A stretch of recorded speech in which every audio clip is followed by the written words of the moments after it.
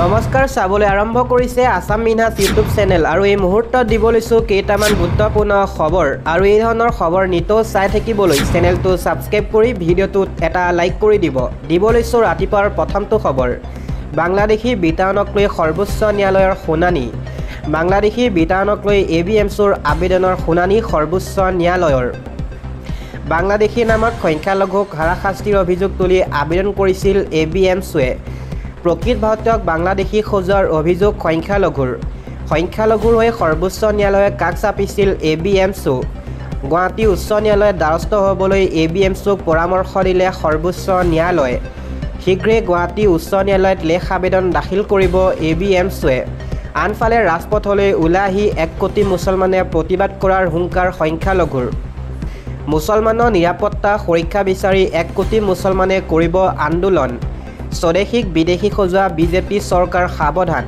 মুছলমান বৰ্তমান চৰকাৰ প্ৰশাসনৰ পেলনীয়া সামগ্ৰী হৈ পৰিছে স্বদেশীক ধৰি বান্ধি বাংলাদেশত পঠাই দিছে ঈদৰ পাছতে ৰাজ্যৰ 1 কোটি মুছলমানে ন্যায় বিচাৰি কৰিব গণতান্ত্ৰিক প্ৰতিবাদ ঈদৰ দিনা প্ৰতিটো ঈদগাহ ময়দানত হ'ব প্ৰতিবাদ দিব লৈছো আন এটা খবৰ মুছলমানক শৃংখল চলিহাই চাৰ্টিফিকেট দিব নালাগে তেওঁ এজন গুণ্ডাৰ দৰে কথা কয় এইদৰে শৃংখল চলিহাক খকিয়নি মুছলিম জাতীয় পৰিষদৰ মুছলমানটো মানুহ মুছলমানৰো গাত তেজ আছে শৃংখল চলিহাই পিটিম মাৰিম বুলি এজন গুণ্ডাৰ দৰে কথা কয় অসমৰ মুছলমান মিয়া হয় কি হয় শৃংখলে চিন্তা কৰিব নালাগে শৃংখল চলিহাক এইদৰে উভতি ধৰিলে মুছলিম জাতীয় পৰিষদৰ সভাপতি মতিয়াৰ ৰহমানে অসম জয়াই অসম কাৰো পৈতৃক সম্পত্তি নহয় শৃংখলে লম্ফজম্ফ কৰাতকৈ নিজৰ সন্মান বজাই ৰাখক বিল আছিল খেনাৰ নেতা শৃংখল চলিহাক দিলে এইদৰে কঠোৰ সকিয়নি বাংলাদেশী নামত মুছলমানৰ ওপৰত চৰকাৰে হাৰাশাস্তি কৰি আছে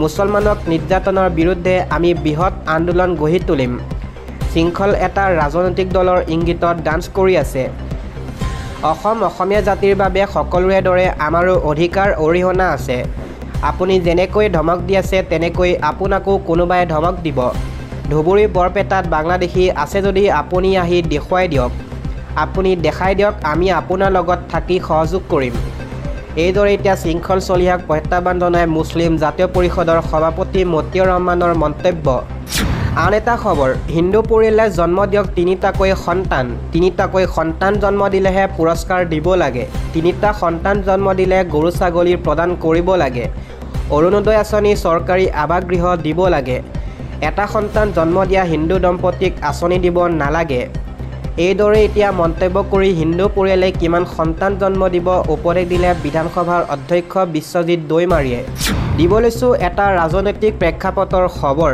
নগাঁৱত অহাৰ দিনাই অথন্তৰ সাংসদ গৌৰৱ গগৈ বেনাৰ পোষ্টাৰ ফালি পেলোৱাৰ অভিযোগ গৌৰৱ গগৈ বেনাৰ পোষ্টাৰ ফালি লৈ যোৱা হ'ল জাবৰৰ দৰে ৰাজপথৰ পৰা আঁতৰাই দিয়া হ'ল কংগ্ৰেছৰ পতাকা পৌৰসভাৰ বিৰুদ্ধে গৌৰৱ গগৈ হৰ্ডিং বেনাৰ আঁতৰাই পেলোৱাৰ অভিযোগ দমে দমে কংগ্ৰেছৰ বেনাৰ লৈ গ'ল পৌৰসভাই এই ঘটনাৰ পিছতে কংগ্ৰেছৰ বিস্ফোৰণ যে গৌৰৱ গগৈ জনপ্ৰিয়তাক ভয় খাইছে বিজেপিয়ে অগণতান্ত্ৰিক পদ্ধতিৰে লৈ যোৱা হৈছে বেনাৰ আৰু পোষ্টাৰ দিব লৈছো আন এটা খবৰ ই ৰিক্সাক লৈ কঠোৰ হৈ পৰিছে প্ৰশাসন ই ৰিক্সাক লৈ বান্ধি দিলে 15টাকৈ নিয়ম ই ৰিক্সা চালক মালিক আৰু যাত্ৰীৰ বাবে আহি পৰিছে এটা ডাঙৰ খবৰ প্ৰশাসনে বান্ধি দিলে 15টাকৈ কঠোৰ নিয়ম ভংগ কৰিলে বৃহৎ জৰিমনা ভৰিব লাগিব ই ৰিক্সাৰ চালকে কেৱল চালকৰ বাবেই নহয় ই ৰিক্সা যাত্ৰীও হ'ব লাগিব সাৱধান পথত যানজঁট সৃষ্টি কৰা ই ৰিক্সাক নাকি লগাব প্ৰশাসনে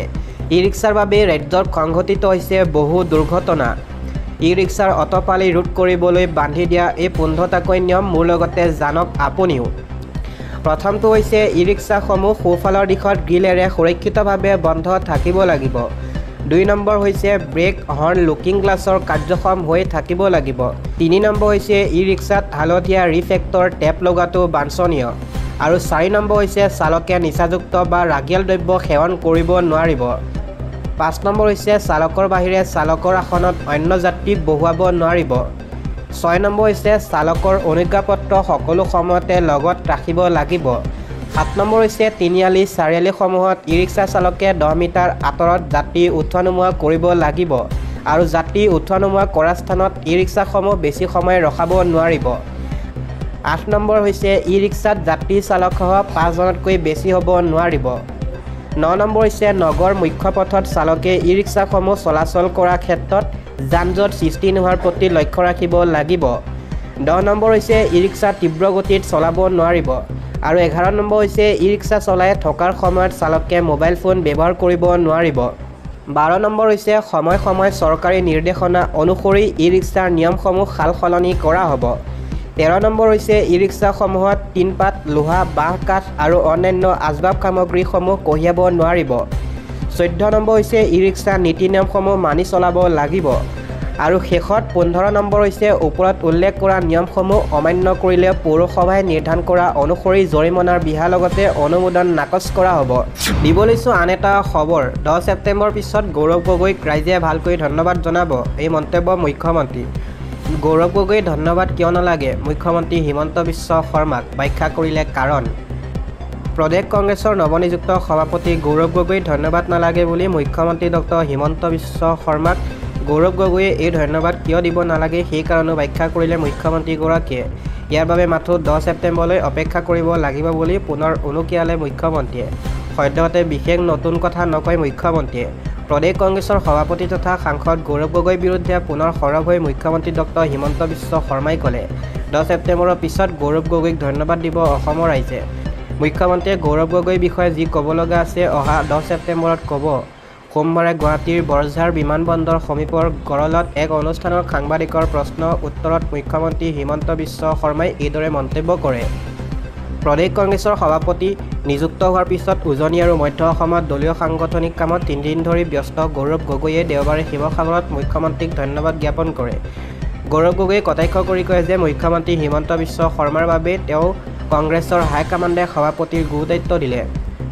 গৌৰৱ গগৈয়ে মুখ্যমন্ত্ৰীক কটাক্ষ কৰি কৈছিল, যোৱা 2.5 বছৰে মুখ্যমন্ত্ৰীয়ে মোক কৰা সমালোচনাৰ বাবেই মই সভাপতিৰ দায়িত্ব পালোঁ। মুখ্যমন্ত্ৰীগৰাকীয়ে যদি মোক লৈ এই বহুল প্ৰচাৰ নচলালেহেঁতেন তেন্তে দলৰ কেন্দ্ৰীয় নেতৃত্বই মোক ইমান আস্থাত নল'লেহেঁতেন। তেওঁৰ প্ৰচাৰৰ বাবে দলে মোক যোগ্য বিবেচনা কৰি এই গধুৰ দায়িত্ব প্ৰদান কৰিছে। মুখ্যমন্ত্ৰী শৰ্মাই সোমবাৰে গৌৰৱ গগৈৰ পৰিয়ালৰ তেওঁ বাদে আটাইকেইগৰাকী সদস্যই ব্ৰিটিছ নাগৰিক হোৱা প্ৰসংগত কটাক্ষ কৰি কয়, যিজন মানুহৰ 4জনীয়া পৰিয়ালৰ 3জনেই বিদেশী, অসমত আমি বিদেশী বহিষ্কাৰৰ বাবে লাগি আছোঁ। তেনে ক্ষেত্ৰত তেনে ব্যক্তিৰ প্ৰশ্ন উত্তৰ দি লাভ নাই। তেওঁ বিদেশীভাৱে কাম কৰিবনে স্বদেশীৰ কাৰণে কাম কৰিব? গৌৰৱৰ কটাক্ষ ভৰা ধন্যবাদৰ প্ৰত্যুত্তৰত মুখ্যমন্ত্ৰীগৰাকীয়ে কয়, 10 ছেপ্টেম্বৰত মই যি ক'ব লগা আছে ক'ম। তেখেতে মোক ধন্যবাদ দি লাভ নাই, তেখেতক অসমৰ মানুহে ভালদৰে ধন্যবাদ দিব। বৰঝাৰ বিমানবন্দৰৰ ওচৰৰ গড়লত দুৰ্গা মন্দিৰৰ মণিকূটৰ আধাৰশিলা স্থাপন কৰি এইদৰে মুখ্যমন্ত্ৰীগৰাকীয়ে মন্তব্য কৰে। গড়ল তালুকৰ দুৰ্গা মন্দিৰৰ মণিকূট নিৰ্মাণৰ বাবে আধাৰশিলা স্থাপন অনুষ্ঠানত অংশগ্ৰহণ কৰে মুখ্যমন্ত্ৰীয়ে। 2,20 লাখ টকা ব্যয় সাপেক্ষে নিৰ্মাণ হ'ব এই মণিকূট। 2 বছৰৰ ভিতৰত সমাপ্ত হ'ব মণিকূট নিৰ্মাণৰ কাম। মণিকূট নিৰ্মাণৰ বাবে প্ৰথম অৱস্থাত মুখ্যমন্ত্ৰীয়ে 25 লাখ টকা ঘোষণা কৰিছিল। এই অনুষ্ঠানত 100 কোটি টকাৰে জিলা পৰ্যায়ৰ আজাৰাত পুনৰ নিৰ্মাণ হৈ আছে চিকিৎসালয়। এই অনুষ্ঠানৰ পিছতে মুখ্যমন্ত্ৰীগৰাকী ৰাওনা হয় লখিমপুৰলৈ। লখিমপুৰত ৰঙা নদীৰ মথাউৰি বান্ধ আদি পৰিদৰ্শন কৰিব মুখ্যমন্ত্ৰীয়ে। এই বান আৰম্ভণিহে বান পৰিস্থিতি অনাগত দিনত অধিক ভয়ংকৰ হ'ব পাৰে, যাৰ ফলত সকলোকে সতৰ্ক হৈ থাকিবলৈ আহ্বান জনায় মুখ্যমন্ত্ৰীগৰাকীয়ে।